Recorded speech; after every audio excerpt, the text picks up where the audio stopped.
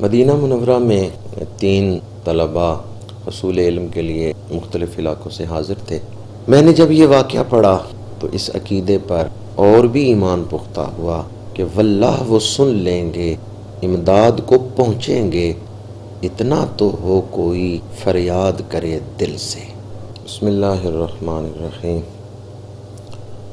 ایک دوست نے سوال پوچھا کہ کیا نبی اکرم صلی اللہ علیہ وآلہ وسلم آج بھی زندہ ہیں؟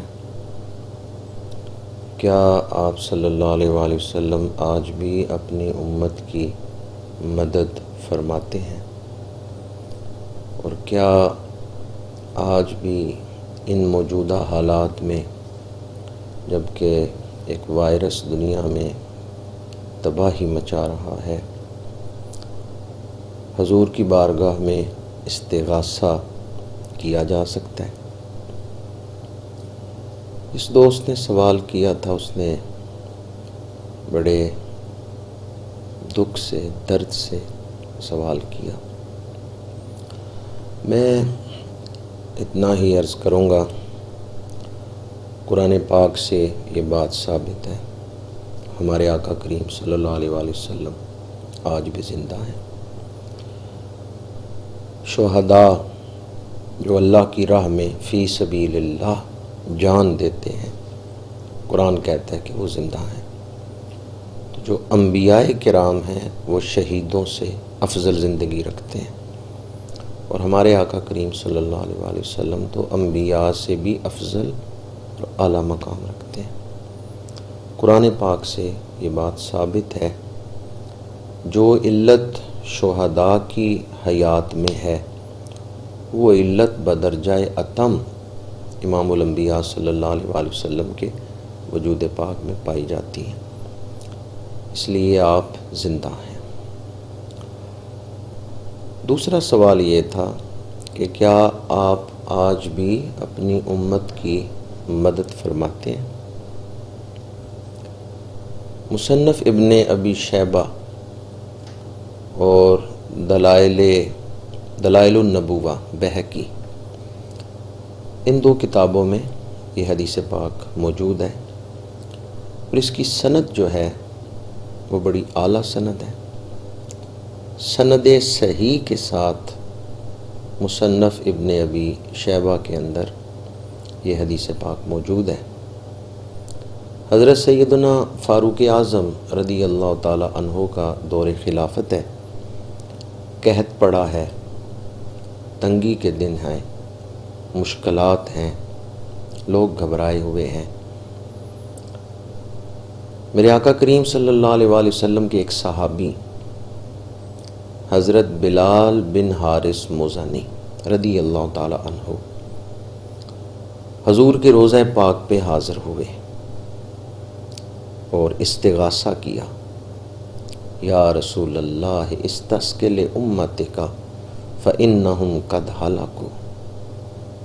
یا رسول اللہ صلی اللہ علیہ وسلم، آپ کی امت ہلاک ہو رہی ہے، یا رسول اللہ اپنے رب سے امت کے لیے پانی طلب فرمائیں، امت کی مدد فرمائیں، نگاہ کرم فرمائیں کہ قحط دور ہو جائے۔ خدا کا کرنا ایسا ہوا کہ حضرت بلال بن حارث مزنی رضی اللہ تعالیٰ عنہ جب یہ استغاثہ کر رہے ہیں، ایک ایسی کیفیت طاری ہوئی کہ انہیں اونگ آ گئی۔ میرے آقا کریم صلی اللہ علیہ وآلہ وسلم کی زیارت ہوئی، رخ والضحیٰ پہ نگاہ پڑی۔ میرے آقا کریم صلی اللہ علیہ وآلہ وسلم نے فرمایا کہ بلال بن حارث جاؤ، فاروق اعظم سے عمر بن خطاب سے میرا سلام کہو، عمر بن خطاب کو یہ بشارت دے دو، خوش ہو جاؤ، بارش آ رہی ہے۔ حضرت بلال بن حارث مزنی جب بیدار ہوئے، خوشی خوشی حضرت سیدنا فاروق اعظم امیر المؤمنین رضی اللہ تعالیٰ عنہ کی خدمت میں حاضر ہوئے۔ آپ نے پوچھا، او بلال بن حارث کدھر آئے ہو؟ انہوں نے بڑی خوشی سے یہ بات سنائی، اللہ کے رسول کا مجھے دیدار ہوا ہے، اور آپ نے سلام بھیجا آپ کی طرف۔ میں یہ سوچتا ہوں جب حضرت فاروق اعظم رضی اللہ تعالیٰ عنہ کو حضور کی طرف سے سلام پہنچا ہوگا، حضرت فاروق اعظم کی کیا کیفیت ہوگی۔ اللہ اکبر۔ پھر حضرت بلال بن حارث مزنی نے فرمایا کہ میرے آقا کریم صلی اللہ علیہ وآلہ وسلم نے بشارت دی ہے بارش آ رہی ہے۔ حضرت فاروق اعظم رضی اللہ تعالیٰ عنہ کی ایسی حالت ہوئی، ایسی کیفیت طاری ہوئی کہ آپ نے فرمایا اعلان کرو لوگ مسجد نبوی میں اکٹھے ہو جائیں۔ لوگ مسجد نبوی میں اکٹھے ہوئے۔ حضرت فاروق اعظم وارفتگی اور عشق رسول کی سرشاری میں کھڑے ہوئے اور فرمایا حضرت بلال بن حارث مزنی کو امام الانبیاء صلی اللہ علیہ وآلہ وسلم کی زیارت ہوئی ہے اور حضور نے خوشخبری دی ہے، وہ بلال ہی تمہیں سنائے گا۔ پھر وہ صحابی کھڑے ہوئے، انہوں نے سارا واقعہ سنایا کہ کس طرح میں نے استغاثہ کیا ہے، کس طرح حضور نے زیارت عطا کی ہے، کس طرح حضور نے بشارت دی ہے۔ مسجد نبوی میں آہیں بلند ہو رہی ہیں، ہر صحابی کی آنکھوں سے اشکوں کی برسات لگی ہے۔ امام الانبیاء صلی اللہ علیہ وآلہ وسلم کی شان قرآن نے بیان کی، عزیز علیہ ما عنتم حریص علیکم بالمؤمنین رؤوف الرحیم۔ جب بلال بن حارث مسجد نبوی میں حضور کی زیارت اور حضور کی امداد کا ذکر کر رہے ہیں، ہر صحابی رو رہا ہے۔ اللہ تعالیٰ ان پاکیزہ سینوں کا صدقہ، ان پاکیزہ سینوں میں جو محبت رسول کی دولت تھی، اس کی کچھ خیرات ہم گناہگاروں کو بھی عطا فرمائے۔ ایک عشق مصطفیٰ ہے اگر ہو سکے نصیب، ورنہ دھرا ہی کیا ہے جہان خراب میں۔ یہ حدیث پاک بتا رہی ہے کہ حضور بعد از وصال بھی امت کے حالات کی خبر رکھتے ہیں۔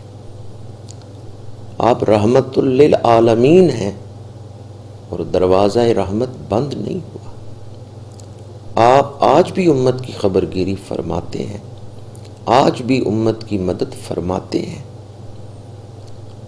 مجھے وہ دوست کہنے لگے جن حالات سے اس وقت دنیا گزر رہی ہے، کیا حضور کی بارگاہ میں مدد کے لیے استغاثہ کیا جا سکتا ہے؟ میرے اندر ہمت نہیں کہ میں اس سوال کا جواب دے سکوں۔ حضور تو رحمتوں کا منبع ہے، حضور تو شفقتوں کا مجسمہ ہے۔ کوئی ماں اپنی اولاد کے ساتھ اتنا پیار نہیں کر سکتی جتنا پیار حضور اپنی امت کے ساتھ کرتے ہیں۔ لیکن کیا آج ہم اس لائق ہیں کہ حضور سے استغاثہ کر سکیں؟ کیا آج ہم اس لائق ہیں کہ حضور کی بارگاہ میں زبان کھول سکیں، مدد کے لیے پکاریں؟ ہم نے حضور کے دین کی اقدار کو مٹتے ہوئے دیکھا، ہم نے اپنے معاشرے میں حضور کی سنتوں کو ترک کیا، رواجوں کو اپنایا، اور آج ہم مشکل وقت میں گناہوں کی گٹھڑیاں اٹھا کے حضور کی بارگاہ کی طرف آئیں۔ لیکن اگر ہم اس دہلیز پہ نہ آئیں تو پھر کون ہے ہمارا؟ آئیں اپنے گناہوں کو نہ دیکھیں، حضور کی رحمتوں کو دیکھیں، حضور کی بارگاہ میں استغاثہ کریں۔ یا رسول اللہ انظر حالنا، یا حبیب اللہ اسمع قالنا۔ آج ہمارے کرنے کا کام کیا ہے؟ ہم کثرت سے درود شریف پڑھیں، مایوس نہ ہوں، دروازہ کرم پہ عاجزی سے صدا دیں۔ آج ہمارے اندر جو کوتاہیاں ہیں انہیں دور کریں۔ حالت یہ ہے کہ ان مشکل ترین دنوں میں بھی لوگ بینکوں سے سود لے رہے ہیں، سود پہ پیسے لے رہے ہیں، اور ان حالات میں بھی لوگ گھروں میں بیٹھ کے قرآن نہیں پڑھتے، نماز کی پابندی نہیں کرتے۔ ہم بے باک ہو گئے، ہمیں ڈر نہیں رہ گیا، ہم بے باک ہو گئے، ہمارے دلوں میں آخرت کا یا اپنے اعمال کے خمیازے کا ڈر نہیں ہے۔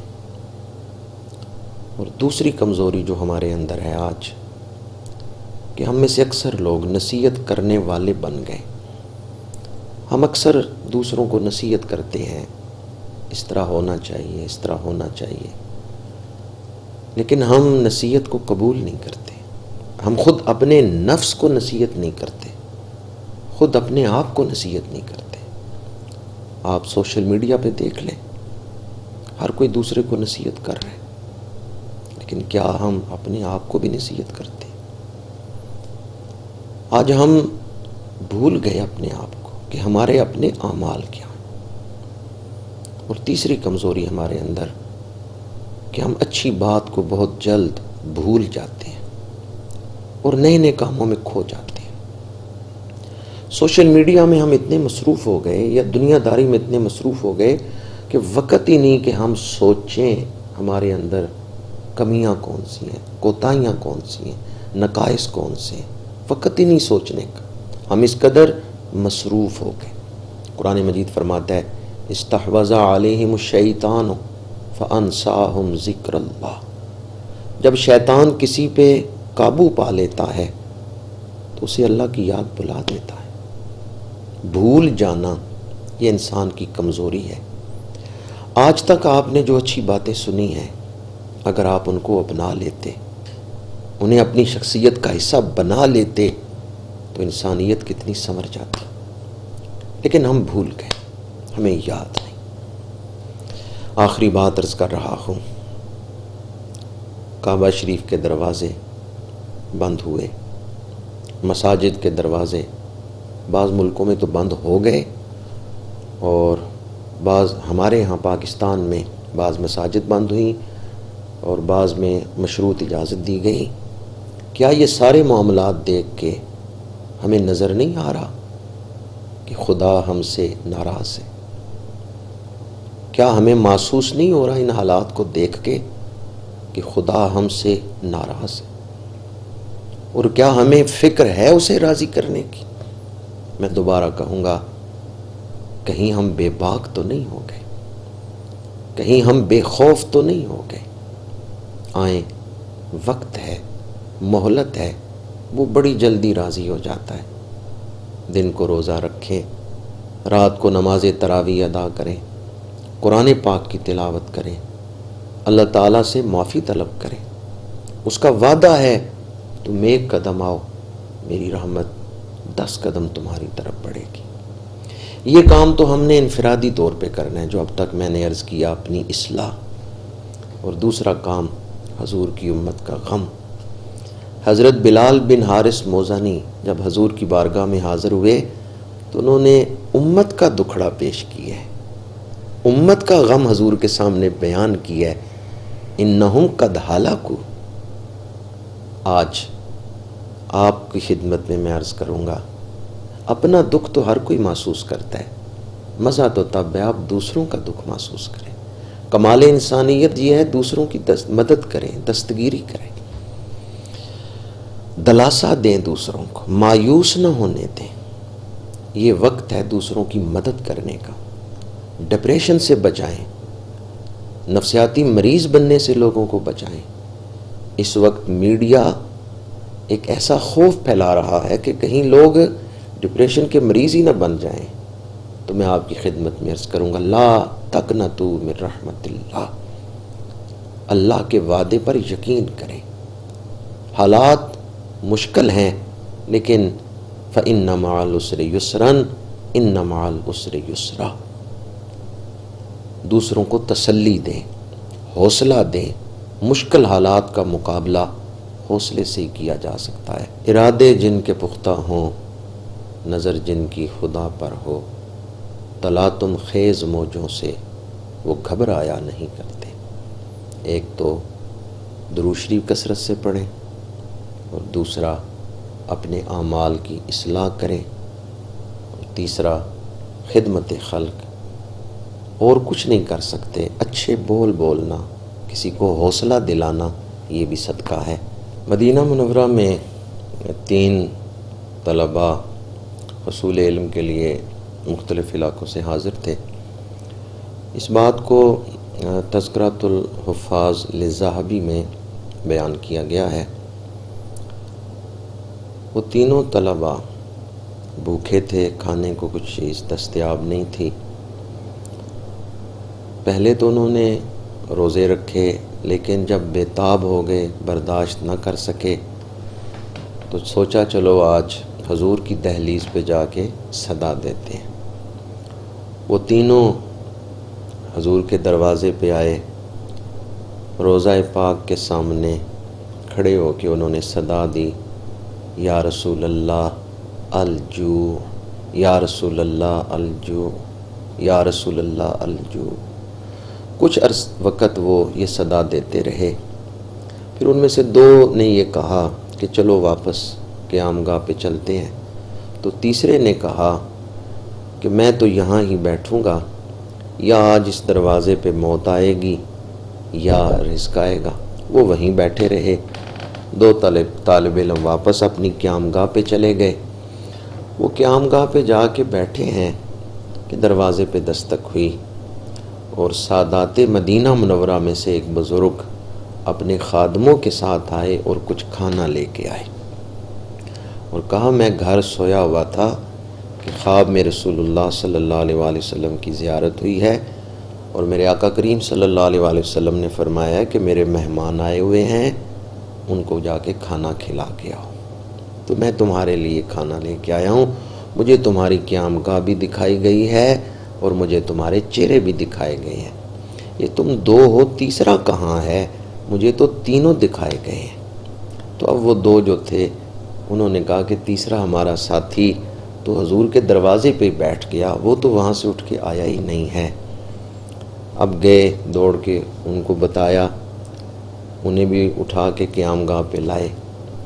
یہ 3 طالب علم کون تھے؟ یہ اپنے وقت کے عظیم محدث تھے۔ ایک امام طبرانی تھے، دوسرے حضرت امام ابن المقری تھے، اور تیسرے جو ہیں وہ امام ابو شیخ تھے۔ اور اکثر علماء یا ہمارے طلباء اب یا عوام وہ امام طبرانی کے نام سے واقف ہیں، باقی 2 ہستیاں بھی عظیم المرتبت ہیں اور علماء ان کے نام سے بھی واقف ہیں۔ میں نے جب یہ واقعہ پڑھا تو اس عقیدے پر اور بھی ایمان پختہ ہوا کہ واللہ وہ سن لیں گے، امداد کو پہنچیں گے، اتنا تو ہو کوئی فریاد کرے دل سے، کوئی دل سے حضور کو پکار کے تو دیکھے۔ میرے آقا کریم کی شان قرآن بیان کرتا ہے، عزیز علیہ ما عنتم حریص علیکم بالمؤمنین رؤوف الرحیم۔